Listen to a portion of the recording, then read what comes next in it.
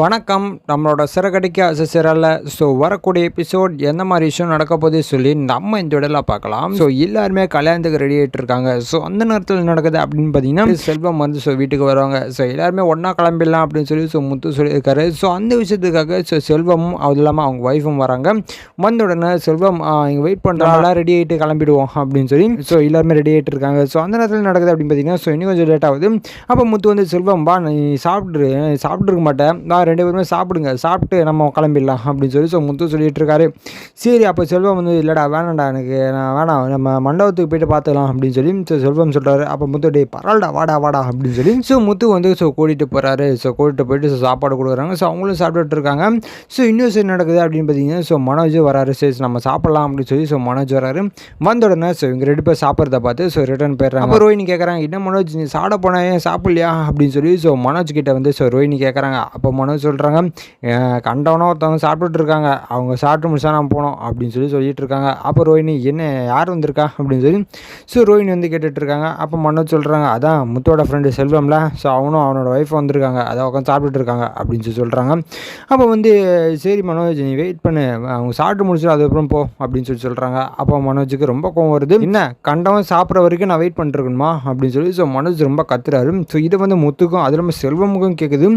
உடனே முத்து வந்து நீங்கள் சாப்பிடுங்க, நான் போயிட்டு வரேன் அப்படின்னு சொல்லி மனோஜ் வந்து சைலண்டாக போகிறாங்க. போன உடனே டே கொஞ்சம் சைலண்டாக பேசுகிறா, எதுக்கிட்ட தேவையான பிரச்சனை பண்ணிட்டு இருக்காங்க, அவங்க சாப்பிட்டு முடிச்சோன்னு போய் சாப்பிட்றா அப்படின்னு சொல்லி முத்து சொல்லிட்டு இருக்காரு. அப்போ மனோஜ் சொல்கிறாங்க, டே என்னடா எனக்கு இப்போ பசிக்குது, நான் மற்றவங்களாம் வெயிட் பண்ண முடியாது, வேணா அவங்க கிளம்பி போக சொல்லு அப்படின்னு சொல்லி மனோஜ் வந்து ரொம்ப சத்தமாக பேசுகிறாங்க. இது கேட்ட செல்வம் அது இல்லாமல் அவங்க ஒய்ஃபும் ஏன்ச்சு வீட்டை விட்டே போயிடுறாங்க. அவங்க சாப்பிடாம. அப்போ வந்து முத்து இதை பார்த்து சரிடா அவங்க போயிட்டாங்க, வா வந்து உட்காரு, உனக்கு சாப்பாடு தான் சாப்பிட்ணும் அப்படின்னு சொல்லி மனோஜ் வந்து உட்கார வைக்கிறாங்க. வச்ச உடனே சாப்பாடு எடுத்து அப்படி ஊட்டிட்டு இருக்காங்க.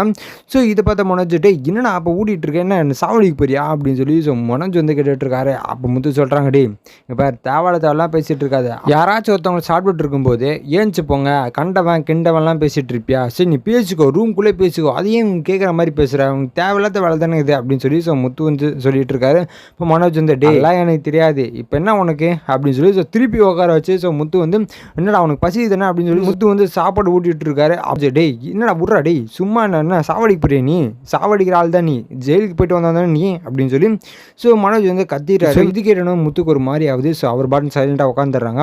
உட்காந்து உடனே ஒரு மாதிரி மூட் ஆஃப் ஆகிறாங்க. மீனா வந்து கேட்குறாங்க, என்னங்க ஆச்சு, ஏதோ ஜெயிலுக்கு போயிருக்கேன் ஏதோ சொன்னீங்க, என்ன எனக்கு புரியல, நான் முன்னாடியே உங்ககிட்ட கேட்கணும் தான் நினச்சிருந்தேன், சின்ன வயசில் ஏதோ ஒன்று நடந்திருக்கு உங்களுக்கு, என்ன நீங்கள் சொல்ல மாட்டீங்க அப்படின்னு சொல்லி மீனா வந்து கேட்டுட்டு இருக்காங்க. அப்போ முத்து எதுவுமே சொல்லாமல் ஏன்ச்சு வெளில போயிடுறாங்க. அப்போ அந்த அண்ணாமலை வராங்க. வந்த உடனே அண்ணாமலை கிட்ட மீனா வந்து கேட்டுட்டு இருக்காங்க, மாமா என்ன மாமா ஆச்சு அவருக்கு, சின்ன வயசில் என்ன ஆச்சு, அது இல்லாமல் அவர் வளர்ந்ததெல்லாம் பாட்டி வீட்டில் தான், அவங்க கூட வளரல, அப்படி என்ன பிரச்சனை ஆச்சு அவருக்கு அப்படின்னு சொல்லி மீனா வந்து கேட்டுட்டு இருக்காங்க. அப்போ அண்ணாமலை சொல்கிறாங்க, அதெல்லாம் ஒன்றும் இல்லைம்மா விடுமா அப்படின்னு சொல்லி அண்ணாமலையும் சொல்லிட்டு இருக்காரு. அப்போ மீனா சொல்கிறாங்க, இல்லை மாமா நீங்கள் சொல்லுங்க, ஏதோ ஒரு பெரிய பிரச்சனை இருக்குது, நானும் கேட்கணும்னு நினச்சிட்டு இருக்கேன், ஆனால் கேட்க முடியாமல் போகுது, அவர்கிட்டையும் கேட்டேன் அவரு எதுவுமே சொல்ல மாட்டாரு, உங்ககிட்டயாச்சும் கேட்கலாம்னு சொன்னால் நீங்களும் எதுவுமே சொல்ல மாட்டீங்க அப்படின்னு சொல்லி சொல்கிறாங்க. அப்போ அண்ணாமலை சொல்கிறாங்க, அதெல்லாம் ஒன்றும் இல்லைம்மா, ஒன்றும் பிரச்சனை இல்லை விடு அப்படின்னு சொல்லி அண்ணாமலையும் கிளம்பி போயிடுறாரு. அப்போ தான் மீனாக்கு ஏதோ ஒரு பெரிய பிரச்சனை இருக்குது, அது என்ன பிரச்சனை நம்ம கண்டுபிடிச்சாகணும் அப்படின்னு சொல்லி நினச்சிட்டு இருக்காங்க.